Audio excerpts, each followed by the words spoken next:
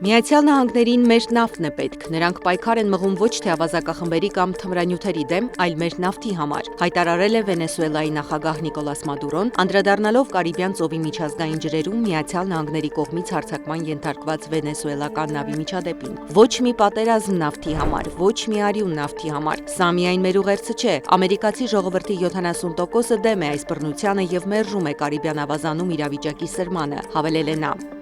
Այդ ընթացքում Թրամփը Սպիտակ տանը պատասխանելով լրագրողների հարցերին եւս մեկ անգամ հայտարարել է, որ իրենց ցամաքային հարվածներն ուղղված չեն միայն Վենեսուելային։ Այս ցամաքային հարվածներն ուղղված են սարսափելի մարդկանց, որոնք թմրանյութեր են բերում եւ սպանում մեր ժողովրդին, ասել է նա։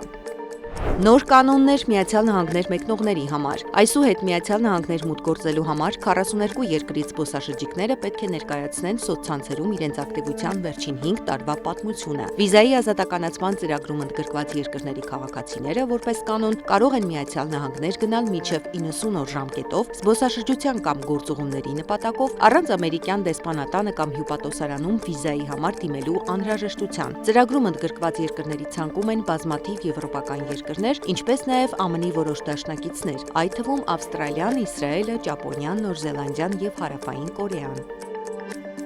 Ուկրաինայի նախագահ Վլադիմիր Զելենսկին Խարկովի մարզի Կուպյանսկի շրջան է այցելել, ցույց տալու համար, որ շրջանը ռուսների հսկողության տակ չէ։ Հիշեցնենք, նոյեմբերին ռուսական կողմը հայտնել էր, որ Կուպյանսկը Ռուսաստանի զինված ուժերի հսկողության տակ է։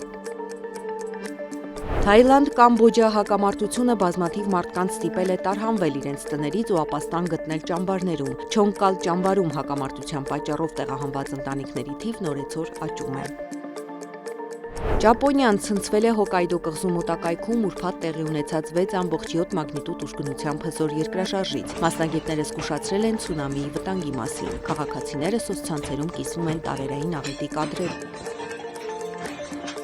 Փարիզում ահռելի հերթեր են գոյացել Նիկոլա Սարկոզիի բարի գալուց դժոխք բանտային հուշագրությունը գնելու համար։ Ֆրանսիայի նախկին նախագահի բանտարկյալի օրագիրը գիրքը պատմում է ճաղերի ետևում անցկացրած 20 օրերի մասին։ 20 օրվա մասին 216 էջից բաղկացած բանտային հուշագրությունը Լասանտեի բանտը նկարագրում է որպես աղմկոտ, դաժան եւ մոխրագույն աշխարհ լի անմարդկային բռնությամբ։ Հիշեցնենք, որ Սարկոզին անվտանգության նկատառումներով պահվել է մենախցում, մյուս բանտարկյալների համեմատ լավ պայմաններում։ Եվ վերջում Թբիլիսիում վարվել են երկրի գլխավոր տոնածառի լույսերը։ Զարա Սարգսյան, Անդրանիկ Մանսուրյան, ABC Media։